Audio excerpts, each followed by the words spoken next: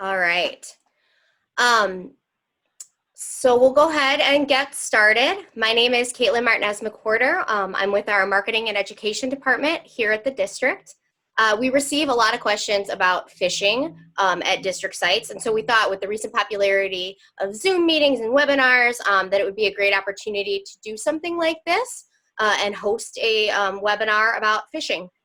So I think a lot of us could probably agree that the most skilled anglers we know are students of fish. They are interested in fish habitat, behavior, all of that kind of stuff.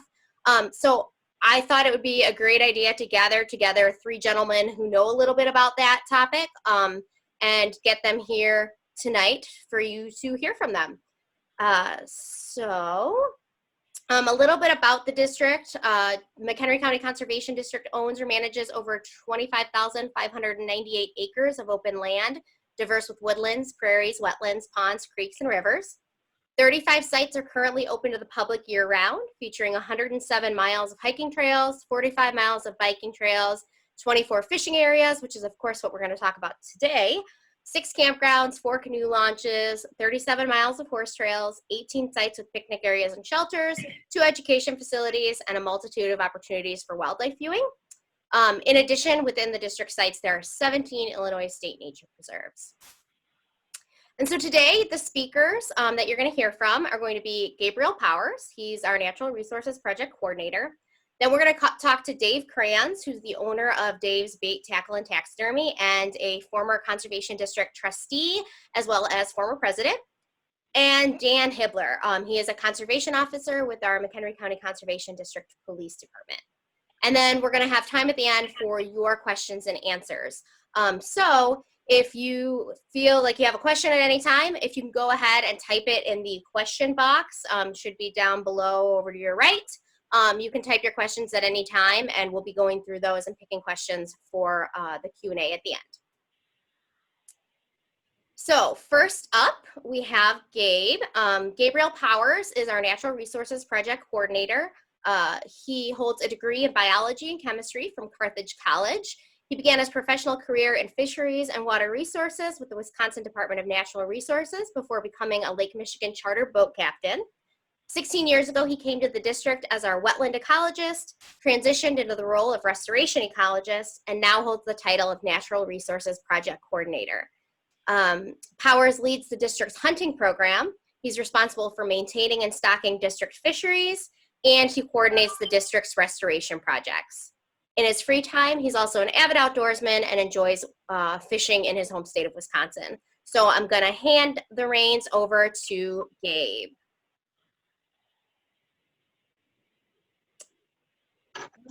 All right. Good evening, everyone. Excited that everyone attended. I think we'll start off tonight with why. We're very privileged to have the Conservation District in Southeast Wisconsin. Most of our land and resources are in northern Wisconsin, so the fact that the district exists in the county and preserves that much open space in the county is a huge privilege. We're going to start off with the very basics and why the district, and particularly the natural resource management team, does the actions that we do, the management initiatives that we do. And the best way to start off is the basic food chain. So the next slide here will show, there we go. We'll show just the very basic food chain of aquatic systems. And as we all know, the producers, your plants are taking in carbon dioxide and using sunlight to grow based on the amount of nutrients that are input. So that nutrients part is really important to remember, because we're also blessed in Henry County to have high organic content, which allows us to grow crops, and previously had prairies. And a lot of those nutrients will enter these systems, and we'll see in a few slides ahead where that creates some issues, because a land plant needs quite a bit of phosphorus to grow and have success, biological success, but an aquatic plant needs very little phosphorus. So that nutrient base level will create issues, but it also will form the different trophic levels. So a newer lake is called an oligotrophic lake. It'd be something like a big, deep northern Wisconsin lake. and those are very slow growing systems. So one benefit of a productive system is you'll have faster growth rates of fish, but one negative is if you have too many nutrients, you can have a lot of algal blooms, and then you can move towards the other end, which is the opposite of oligotrophic, which is a hypereutrophic system. And in a hypereutrophic system, you're going to have just massive algal growth, and you start to just have producers and decomposers take over, and you'll see a lot of fish kills. So anyway, as we go through the chart here, you'll see our producers are aquatic plants, plant-like algae, and phytoplankton. So when you have a lot of algal growth, you'll actually have a situation where the algal growth will stop light getting down to some of those plants, and you start having alternative stable state, which is just your producers and decomposers, and that's where you have those fish kills. So in biomanipulation, what we like to do is have more of those herbivores, so your zooplankton, the algal eaters. If you have a large base of algal eaters, then you're going to have less algal growth. And again, going back to the nutrients, if you have so much nutrient input, then the herbivores are not going to be able to handle the amount of algae, and again, you get those algal blooms. So what we like to do is have a large population of those piscivores, the fish eaters down at the bottom, bass, pike, eating the panfish, minnows, that class of the food chain. So, and again, at the end of all this food chain, you have your decomposers, your bacteria and fungi, and those will put more nutrients into the system. So when you, again, going back to that nutrient concept, when you have excess nutrients, you can also have more fish diseases. And we're going to talk about spawning here in a little bit. But one thing that I get a lot of questions off is each spring, right around this time, May and June, after we've had a lot of rains like we've had just recently, you'll see these fish with kind of fungal growth floating around, and everyone's like, what's that? What's that? And it's columnaris. So it's bacteria that impacts the fish. All right, next slide.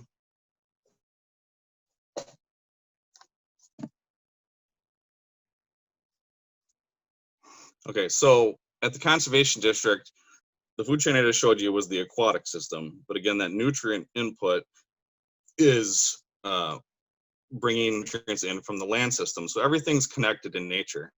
And the district takes an ecological approach to all of our management efforts. So if you look at this shot here, we have the Nipperson Creek. And this is one of the most recent projects where we increased the water level by installing some riffles to the more historic trend so that that water would interact with the floodplain. So if you look at the right-hand side of the screen, you can see the flood waters are interacting with that floodplain. And then on the left side of the screen, you see a restored upland. And it's important to have these systems adjacent to your water resources because they're going to hold your nutrients, you're going to have reduced runoff rates, and that's going to improve your water quality, but also your water quantity. So you don't have everything running off and flooding quickly. You'll have it staying on the land, it's being treated, and then slowly going stream systems. So you have more stable water levels and then also water quality. So this concept is really driving our management. And that's so that we have resilient systems. We have flooding that's curbed, and we have to restore these floodplains so that the fish can utilize those.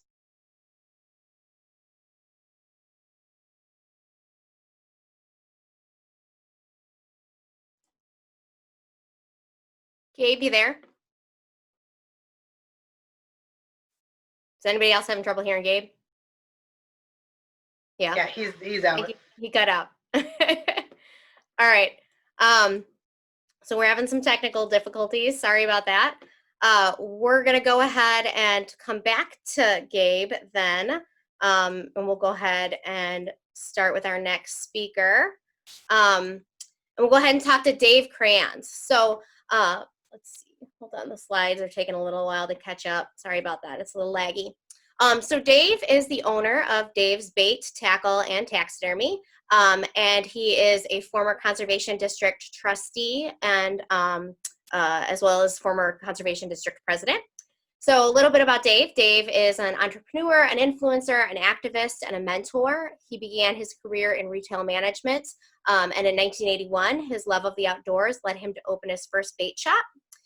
Kranz is committee member of the American Sport Fishing Association, is the creator and co-host of the We Fish ASA podcast, writes a column for Fishing Tackle Retailer magazine, and is pro staff for St. Croix, Daiwa, Calcutta, Mercury, Fishhead, Big Bite Baits, and Sunline. He also coaches high school bass teams. Kranz served on the District Board of Trustees, as I mentioned, from 2014 to 2019, and has been a delegate at the Conservation Congress since 2016. In his free time, he enjoys traveling with his wife, Linda, and spending time with his son and 2 granddaughters.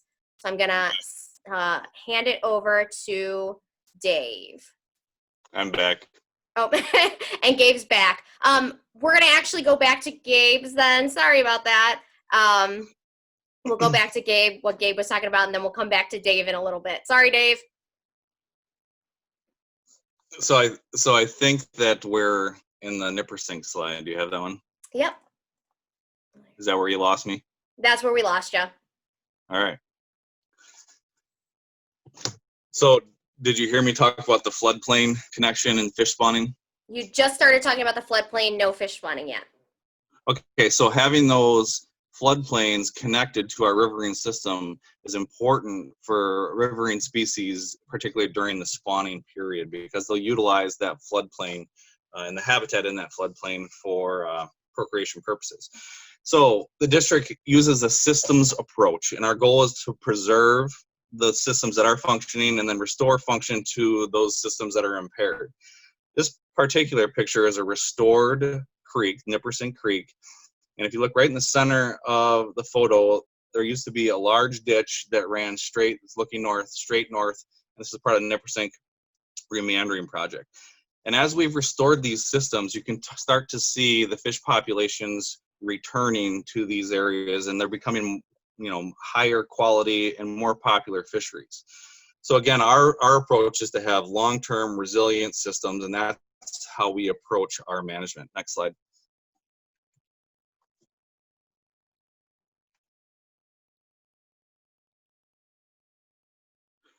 Okay, so unfortunately, we have a lot of our recreational fisheries that end up looking like this, particularly when we have numerous years of flooding, which we are dealing with right now, and you constantly have, going back to that nutrient input, that food chain, constant nutrients. The system hasn't recovered from the last input, you get more inputs, and you just get these massive algal blooms because of the amount of nutrients that are going into the water bodies.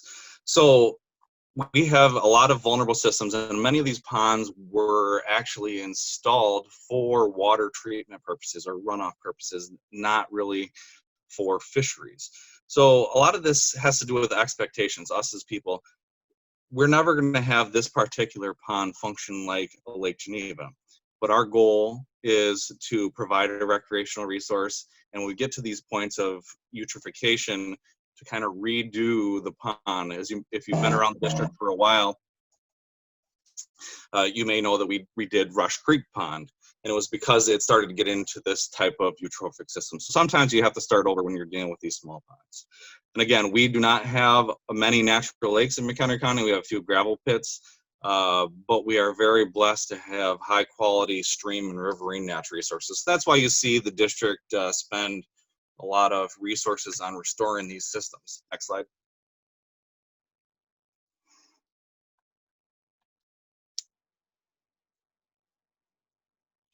So the next slide here is an example of our most recent restoration project, the stream restoration project. This is a tributary to Nippersink Creek. And in this project, you can see the area that has vegetation growing is outside of the floodplain, and everything where there's exposed soil is the new floodplain that was created, and then the stream was remeandered. You can kind of see the new floodplain forming if you look right in the center of the photo where you have those exposed cobble and gravels. And when you get into flood stage, those the flood waters are going to go across those meander bars, and then your base flow is where you see the stream right now. And so again, going back to the concept of restoring systems, this is a good example of a system restored, and we are allowing the reintroduction of fish naturally through the connection of streams. Next slide. So we're gonna come down off of the big picture concepts and go to stuff that fishermen probably more interested in, and transition to some species specific information. What I did for you is took all the species that you may be interested in catching in our water bodies, both our riverine systems and our ponds and Lake Atwood. And starting at ice out with the northern pike, I have on your left column is your species, then your water temperature, and then I just talked about some of the habitat locations where those fish are going to spawn, the important habitat for each species, and then the approximate time frame that occurs. As a fisherman, it's important to understand this spawn because you're going to see some massive feeding, which is going to result in massive catching on the pre-spawn and then the post-spawn cycle of these fishes. And then after the post-spawn, they start going into their summer habits. The northern pike is going to start spawning right at ice out, sometimes right under the ice. 34 to 40 degrees is when you're going to see those fish move up, and they're going to use those flooded marshes. You see some of the historic records of Nippersink Creek, for example, and they talk about hundreds of thousands of pike and using those pike as food for pigs because there were so many of them, and we don't have that anymore. But that would be kind of the ideal, is when we restore all these systems, we restore this species and they start using those flooded marshes like they did historically. The walleye is the next species that you're going to see move into your riverine systems for us. But if you are in a lake situation, they're going to use the rocky wave, the side that's getting waves because of the eggs. You don't want to have small particulate matter on the eggs, so they have their oxygen, so that's why they're utilizing those rocky wave shorelines. And then the river systems, they're going to be on gravel, and then they've also been shown to spawn on the flooded vegetation as well, again utilizing that floodplain in those riverine systems. And again, that's going to occur in April, so yeah, sometimes in March, depending on the water temperature. But again, 42 to 50 degrees is when those species are going to be spawning. Perch, very similar to the walleye, 42 to 52. They don't have a specialized habitat requirement. They like the static water as opposed to the rocky wave shoreline. In lake systems, you'll often see that helical egg hanging off of brush or vegetation. Some people call it frog eggs. It's not frog eggs. Those are perch eggs that you're seeing on the brush in the water in April and May. Your muskie, the people that are chasing muskie, they're spawning, finishing up the spawn right now in northern Wisconsin. They're done down here. But 49 to 60 is when those fish are coming in, and they utilize submergent dead vegetation. So they're just going along and spawning on top of submergent aquatic plants. So again, aquatic plants very important for that species during the spawn, and that's occurring in May. The largemouth bass, they're going to utilize shallows, sand and gravels. If you have a system, as some of our ponds do, where you don't have sand and gravel available, you'll actually see these species utilize sticks or vegetation, some coarse material, and they'll use their tail to fan away those fine sediments, again, those ones that are going to impact the eggs. They'll clear that away, and they'll actually spawn on brush. So they will still have recruitment in those mucky type soils, but they'll just utilize different coarse material. And that's going to happen 60 to 65, and again, May and June, we're seeing that right now. Smallmouth bass, even though they're 62 to 64 in the books, in the literature, you'll actually see them spawn after largemouth, and that's because of where they spawn in the lake. So the largemouth bass is going to move into those shallows, and the shallows are going to be warmer earlier. So the smallmouth bass you'll see after the largemouth, and that'll be at depth. So it's the temperature at depth, and they're going to utilize gravel, and they really like vertical structure. So if you are fishing any vertical structure, whether it be a submerged coarse woody material, or I've even seen, the concrete blocks, anything with a dock, something like that. They like putting the nest next to vertical structure on gravel. Black crappie, 64 to 68, they're going to also be a nest spawner, but they're going to be near vegetation. So whether it's submergent vegetation or bulrushes, the fishermen call it pencil grass, bulrushes, emergent vegetation, things of that nature. May and June for those. Bluegill and pumpkin seed are going to finish up our list here, 64 to 68 for the bluegill, and you're going to see them on sand and gravel. And they're semi-colonial. They're not as colonial as the bluegill is. You'll see the colonies of bluegill spawning, but you will see some pumpkin seeds setting up colonies, and sometimes even they'll set up colonies adjacent to bluegill, and that's where you get some of the hybridization, specifically if you have poor water quality. If you have clear water, you don't have as much hybridization, but if you have very turbid water, you'll see more hybridization just because they aren't identifying each other well. Bluegill, they're going to spawn June, and they've been recorded spawning all the way into August, 67 to 80 degrees, and those are the most colonial of all of our native fish species. Next slide. Next slide is going to be the district's resources for fishing. And we'll start in the northwest corner, Piscasaw Creek. Well, we stock Piscasaw Creek annually with rainbow trout. It does have some native species, but it's a pretty cool water stream. If you're looking for more warm water fish, Kishwaukee River is probably your better bet. Pike and smallmouth down there. This isn't district land, but if you go further downstream, the smallmouth improves on the Kishwaukee. Moving east, we'll start at the north one there, Rush Creek Pond. That's the one that we restored a while back. It became hypereutrophic, and we drained it down, and we created some gravel bars and some gravel islands to protect the bluegill during the spawn, and reduced some of the nutrients, and then added some aerators, made it deeper. Brookdale Ponds, right at the headquarters there, is a dammed up system of the Kishwaukee. There you'll find cats, bass, bluegill. There's other species in there as well, but those are the ones that we have stocked historically. This year it's only getting, actually we're not stocking it this year, we're stocking some of the other ones. But it does have a natural population on the Kishwaukee. Winding Creek Pond up near Hebron is a bass bluegill fishery. It's a pond. It's not a huge pond, but it's a good place to just go and take the kids, and you'll catch lots of bluegill up there. Dewfield Pond, central part of the county in Woodstock. There you'll find a variety of panfish. We do have largemouth there, and that was one where we had a lot of stunting of panfish, so we introduced some pike, again, to try and manipulate the fish population and provide a more diverse opportunity for fishermen. That's one that we've stocked catfish in the past as well, but not this year. At Pleasant Valley, this is probably our smallest pond, and historically we've had issues with this pond winter killing, so the public, did some fundraising, and we installed an aerator there so it doesn't winter kill as much, and that is a bass bluegill fishery. Going up to the northeast, this is probably my favorite fishery that we have, just because of mostly just to see these fish species respond to the restoration efforts.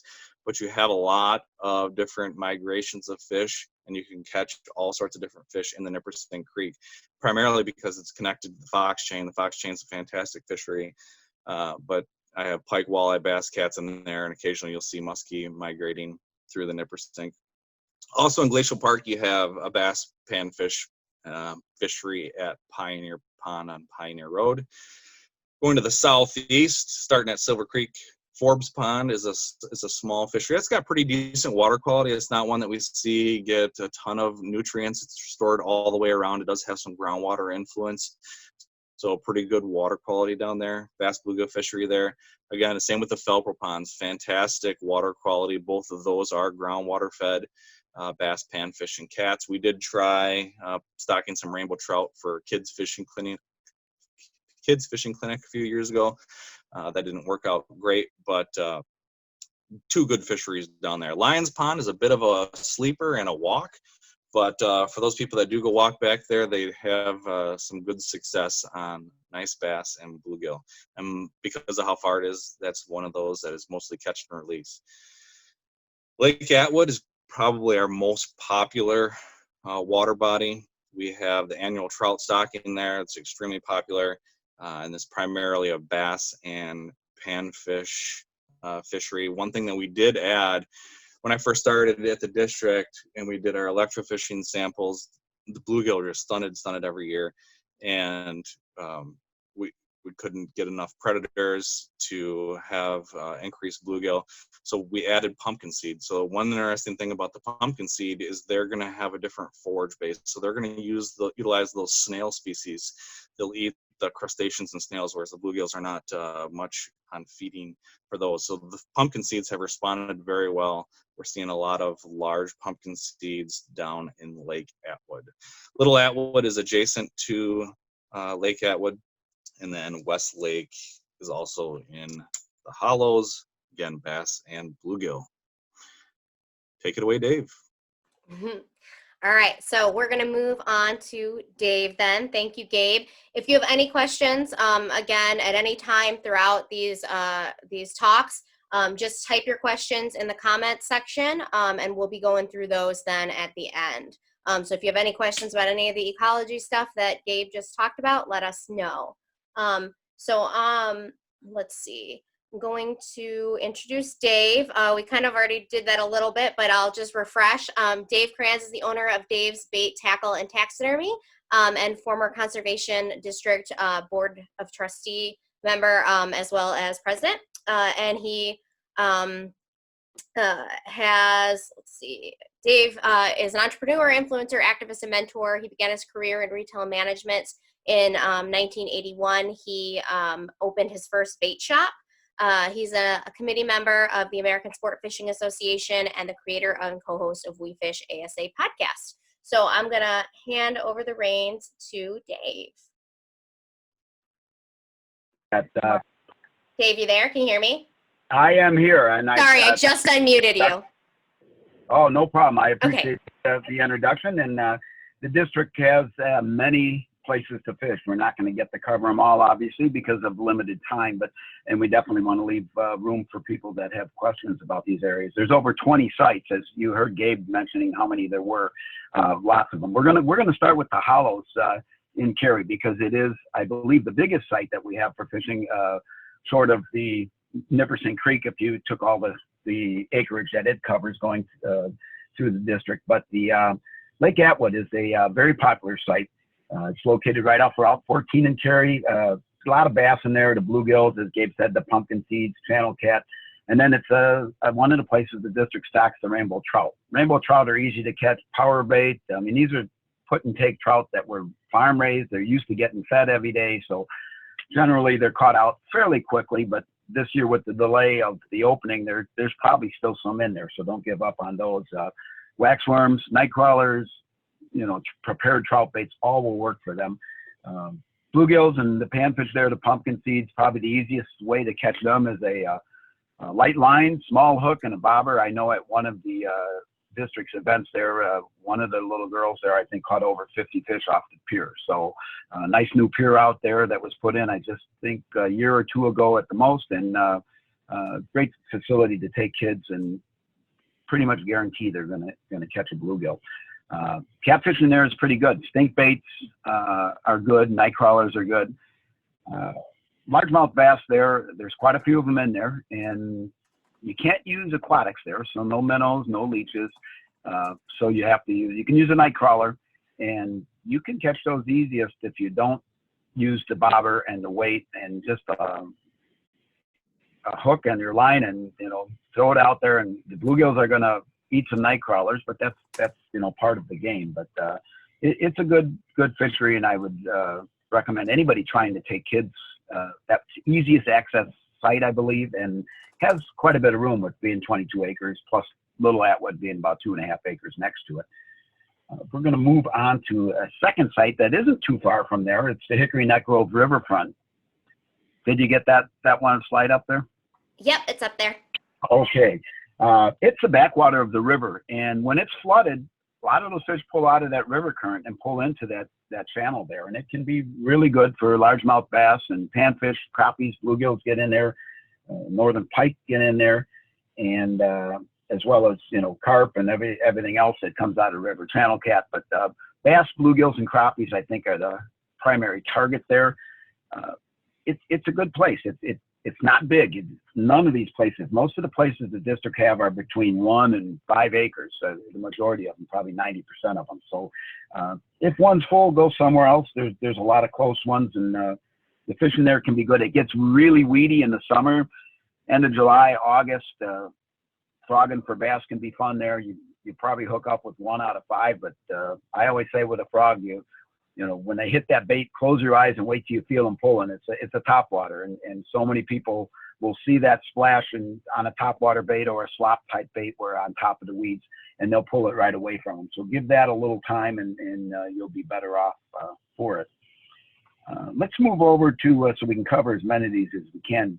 Dewfield Pond. Gabe mentioned Dewfield Pond. That one's off Country Club Road in Woodstock, kind of in the middle of the county. It's kind of a sleeper place because it's got a creek that flows in. It's got a lot of non-accessible areas around the pond.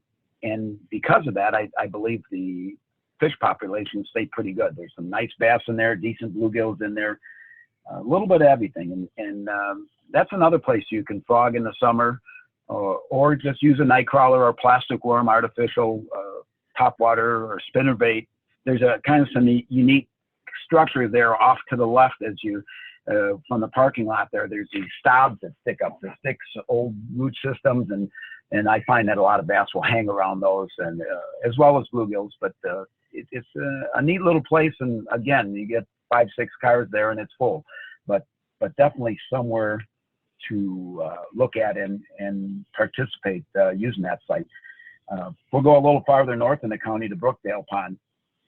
It's bigger. It's got about 11 acres, and that creek flowing in and out of there. I'm not sure which branch of the Kishwaukee it is, but they flowing in and out of there. You got flowing water. Another place that gets weeded up pretty good. Frog fishing can be fun. Night crawlers for pretty much everything else. Bluegills, bass, catfish. Lures are probably, as the summer goes on and the weeds take over a little bit, it's kind of hard to use a lure. But early in the season and later in the season, when the weeds die off, you'll get open pockets, and that can be a fun place. Let's go way up north there in Harvard, almost to the Wisconsin border there, miles away. Rush Creek, as Gabe said, they redid that pond a couple years back, and it's got a lot of bass in it, a lot of bluegills. Another place that's really kid-friendly. I think you can get quite a few people there. There's the multiple parking lots. You can access almost the whole lake by walking around the cut trails that are there, and plenty of bluegills and bass in there also. Night crawlers, waxworms, redworms. Keep the hooks fairly small. And I think another tip would be make sure you have something to remove those hooks, a small forceps or something, because if you just pull on the line and pull it out, you're probably going to damage the fish. It's easier to take them out with a forceps and kind of twist the hook and pull it out. And that's a pretty nice place also. A small place back down in the southeast part of the county is Stickney Run. It's off State Park Road. It's about 3 acres. It has a dam there. It's not real accessible for the whole thing, but there's some decent bass in there. Again, lures earlier in the season and later in the season, and that can be fun. Bluegills, pretty decent bluegills. Again, live bait for them is probably the best, or prepared baits like a Berkeley gulp minnow or a gulp waxworm. If you don't want to use a live bait, that'll work too. One thing that I didn't mention about the hollows that I think needs to be mentioned is that it is, I believe, the only site that we ice fish on in the district, and they will open the gate there when it gets safe ice, and I believe it's 6 inches there. And although it's one of the sites that you can't use minnows on for ice fishing, you can catch crappie. There's crappies in there, bluegills, pumpkin seed, and the waxworms and spikes and things like that can all be used. It is one of the sites that I believe Dan's going to mention about where aquatics are not allowed, and probably why. But definitely a good place and a good opportunity to hit those places. And I hate to give any more because I definitely want to leave enough time for questions about these or any of the other places. So let's cut it off at that point, and if we get some questions, otherwise we can elaborate on a few more of those. Okay, awesome. Thank you, Dave. Yeah, I'm sure you'll have tons of questions for Dave at the end. So if you can think of any right now, go ahead and type them in the chat. Otherwise, you can hold them till the end when we're doing our Q&A. So we're going to move along to Dan Hibbler. Officer Hibbler began his professional career as an airline captain with ratings on multiple jet aircraft, including Boeing 737. He decided to make a career change 11 years ago in order to spend more time with family, and he put his degree in criminal justice to use by becoming a conservation officer. Hibbler is a field training officer at the district and runs our Hooked on Fishing program, which introduces kids and families in our area to fishing. He also received the McHenry County Life-Saving Award from the Sheriff's Department for his off-duty heroics of pulling an incapacitated motorist from a fiery crash seconds before the vehicle became fully engulfed in flames. And so here's Dan, here to talk to you a little bit about some rules and regulations. Sorry, I'm trying to unmute you. You unmuted? Hi, thanks, Galen. Can Great. you hear me? Yep, we can hear you. So yeah, I just want to talk a little bit about the police department, just kind of give you a brief overview of the department, what we do, the importance of fishing regulations, kind of what we're looking for when we're out there day-to-day checking for fishing compliance, and then a little bit about what we do for our fishing outreach with the Hooked on Fishing program. So our police department was founded in 1986 in order to provide a safer environment for site users. We enforce a wide range of laws, including specific conservation district ordinances, all Illinois criminal and traffic laws, as well as the conservation code. So things such as snowmobiling laws, hunting laws, fishing laws, and also boating. Now, most of the boating we're dealing with is canoes and kayakers on our site, but we do some boating enforcement. In addition, we help protect all natural resources that the district owns and manages, and all the infrastructure in about 26,000 acres of open space. We're a small department. We have 10 patrol and a chief of police, so we really do a lot with a little. Our main goal is to educate the public, not only in personal safety while in our site, but also how to protect the natural resources of our sites. As well as providing programs that help people spend quality time outdoors, such as our hunter safety classes we offer in the fall and the Hooked on Fishing program, which I'll talk about in a little bit. So why is it important to have fishing laws? Fishing laws help protect natural resources and help anglers enjoy more success while fishing. If we didn't have any of these laws in place, then people would just be able to fish for any fish, any species at any time of the year, and eventually the fish would deplete and eventually become extinct. So some of the common fishing regulations in Illinois are going to set restrictions on the types of fishing license that you need. They're going to set a start and end date to fishing season, set limits on how many fish of a certain species you can take in a day, and set size limits on fish. All the regulations for Illinois can be found on the Illinois Department of Natural Resource website, if you have any questions about those. Now, at the Conservation District, we've adopted specific ordinances, and these are some things that we're typically out there on a routine basis looking for.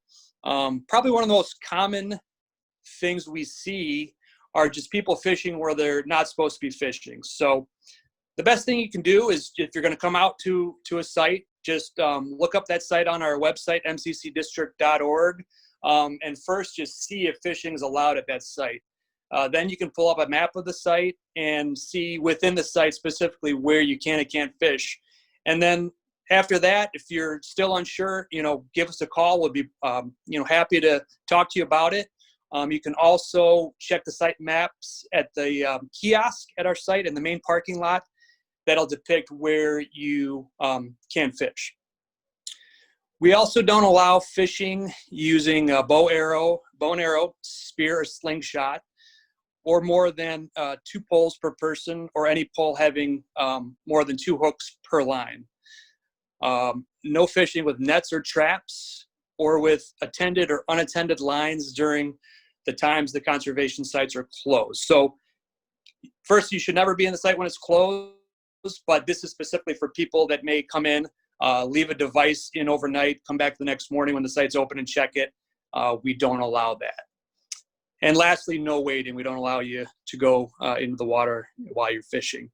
So all these laws, they're intended to conserve and improve fishing populations.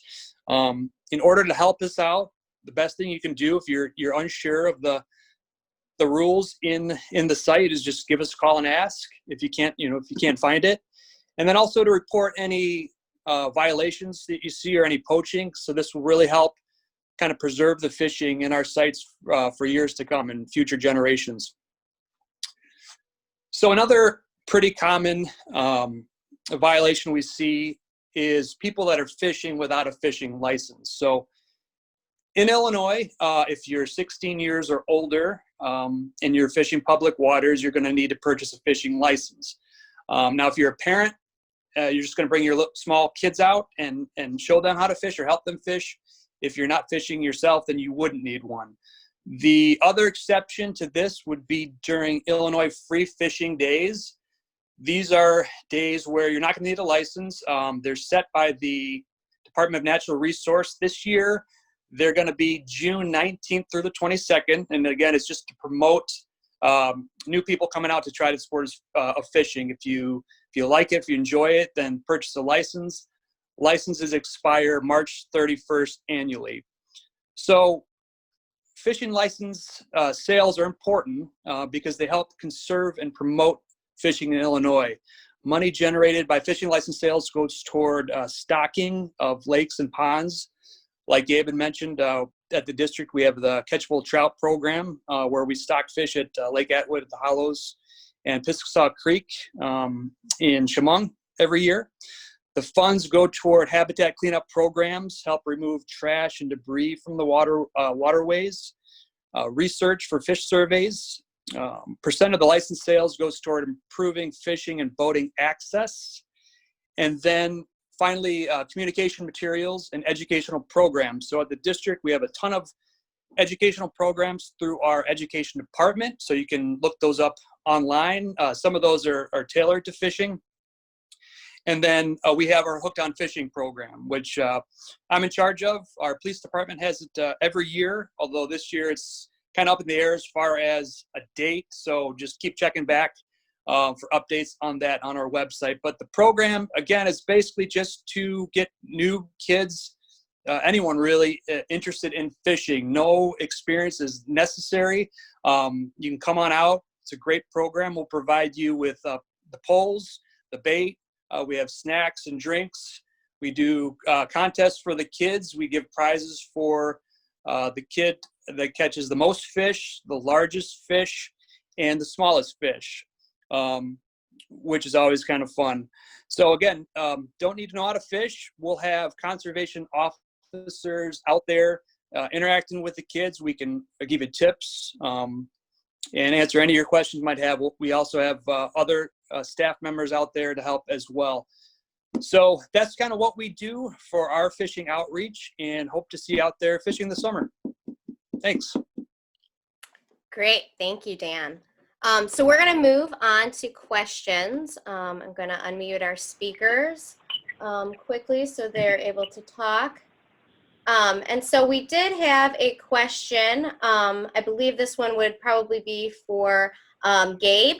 Evan would like to know how long the largemouth bass spawn usually lasts. Okay, so I had to look that one up because I don't know. But I looked at Becker, which is a phenomenal book. If you want to ever see anything about fishing, I'm holding it up to the camera if you guys can see me. fishes of Wisconsin. And they don't really say it, Evan. It sounds like if you have a mean temperature, daily mean temperature, 2 to 5 days at 60 degrees, that's what's really going to initiate that spawning activity. And then there's some hatchery information, and it says hatching time in stable warm water temperatures 3 to 7 days. So in a controlled setting, again, our lakes aren't controlled settings. So at the Burlington hatchery, the average hatching time was 7 days, according to 20 years of records. So in the natural systems where you have fluctuating water temperatures, a sudden drop in water temperature will delay hatching time and will even kill eggs. But eggs carried in the nests for as long as 2 weeks have hatched successfully. So hopefully that answers your question. Great. And then another question. So Dennis wanted to know what the best pond to kayak fish in. And so we only have one pond to kayak fish in, which is the Hollows. But do you guys want to talk a little bit about that? Go ahead, Dan. As far as where the best is to kayak fish, well, yeah, that would be our only pond available. Now, as far as fishing on the Nippersink, I mean, I can't really speak. I know people do it. As far as how good it is, I couldn't really speak to that. I would say the Nippersink. Go ahead, Dave. Gabe. Oh, it's actually pretty good. I have had customers that have kayaked and canoed in a Nippersink, and you know, the closer you get to the chain, the better chance of catching walleye. But there's smallmouth throughout the whole thing, some real decent crappies, and I think Gabe, you probably could verify that. Yes, I mean the Atwood, Lake Atwood's nice, specifically if you enjoy looking at aquatic plants like I do. High water clarity, and it's really cool site. But the Nippersink, hands down for me, just because of the natural setting. I mean, getting out in that type of system in Kendrick County is pretty special. To be floating through different habitat types. And again, you do not know what you're going to catch in the Nippersink. It could be a muskie, it could be a walleye, it could be a smallmouth, catch largemouth in there, caught catfish. It's pretty fun. Great. And we have multiple places you can launch your kayak from on district sites. So if you want to go to our website, mccdistrict.org, and then /fish.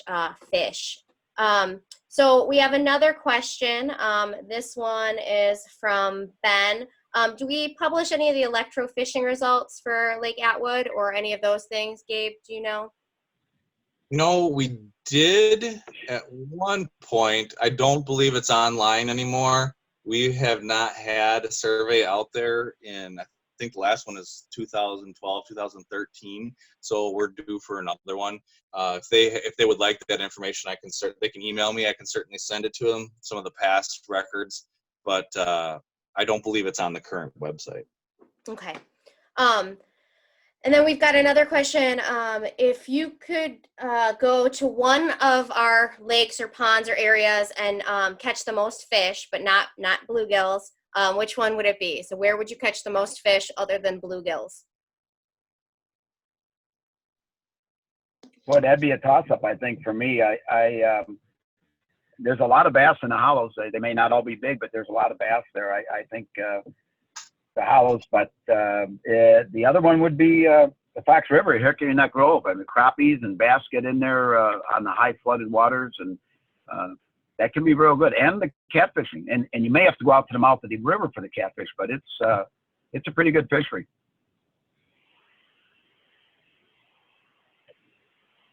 Anybody else want to weigh in? Have any ideas where you'd probably catch the most fish other than bluegill? I'm biased. Nippersink Creek for me. Yeah. Somebody also. Oh, go ahead. You want to go, Dan? Kids will pull out like 30 bluegill during our hooked on fishing at the Hollows. So. Yeah.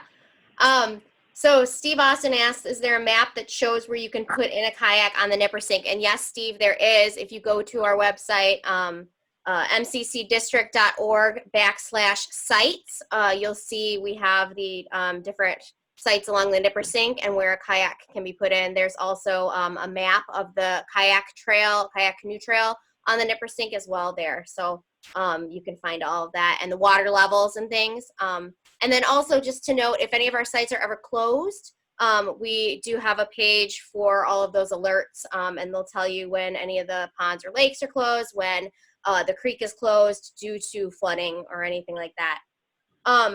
We have another question. So somebody wanted to know about Lake Atwood. Is Lake Atwood possible to fish with waders or just shoreline fishing? And so Dan, you kind of talked a little bit about that. Do you want to reiterate maybe? Yeah, so that's just kind of a district-wide ordinances for no wading. So you're not allowed to be in the water while fishing. And Gabe, maybe do you want to, talk a little bit about why that is, why we have some of those kinds of rules, like just ecologically? Well, mostly the primary reason, well, it's two-part. One is going to be safety, just the safety aspect, but the other one would be a lot of our water resources. All you got to do is go look at the hollows. We have a lot of people in McHenry County, and they're utilizing them. If we had all sorts of people waiting, the littoral zone, which is the shallow part of those water bodies, is an extremely important zone for the fish. And so it's just to protect the habitat as well as the safety of the angler. And so one question I know we get a lot too is why can't we use minnows on some of our sites? That's a really common question. So maybe if any of you guys want to take a crack at that one. So the why behind that is primarily to protect the. I think Gabe cut out. Dan, do you want to talk about where you can use minnows and where you can't? Yeah, as far as why we don't allow them, as far as I was just they don't want to be introducing a bunch of the minnows into the Atwood at the hollows. Hopefully if Gabe gets back on, he can kind of elaborate more on that, but that was my understanding as far as why you can't. And so the whole live fish for bait, we don't allow that in our ponds, so that would be not allowed. What about on the Fox? That, yeah, people do that, and you can do that on the Fox. Mm-hmm. So another person wanted to know, Lilia, sorry, I'm probably pronouncing that wrong. I'm a resident of Lake in the Hills. Do I need a permit for Cary? And so Dan, do you want to talk a little bit about Illinois fishing licenses? Yeah, just as, what was the question again? They wanted to know if they needed a permit for Cary. If they want to fish in Cary and they're a Lake in the Hills resident, so you want to talk statewide? I mean, as far as, public waters, statewide, you're going to need the Illinois fishing license. So as far as a specific permit, for Cary, there's nothing that I'm aware of that you would need to, other than your Illinois fishing license. All right. So we have another question. What is the base forage at Lake Atwood? Is Gabe back? Gabe would be the one to answer that question. It doesn't look like he's back yet. Do we have any other questions that anybody has? So where should vehicles with trailers park at Lake Atwood, Dan? There's trailer parking in the main park. We just ask that you don't impede or restrict the normal flow of traffic through the lot, but people park trailers there. Okay. Let's see. Do we have any other questions? On the base forage for the hollows, there are, the bluegills, obviously, but there's also a lot of crayfish in there. So, and other types of insects larvae. So it probably depends on the time of year as to what those fish are feeding on. It's going to change.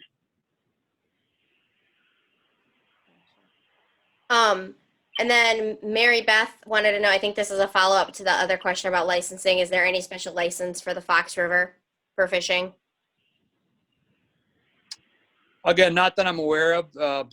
Certainly fishing the portions of the Fox that are adjacent to our sites, you're not going to need anything other than your Illinois license.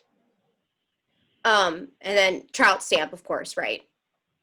Yes.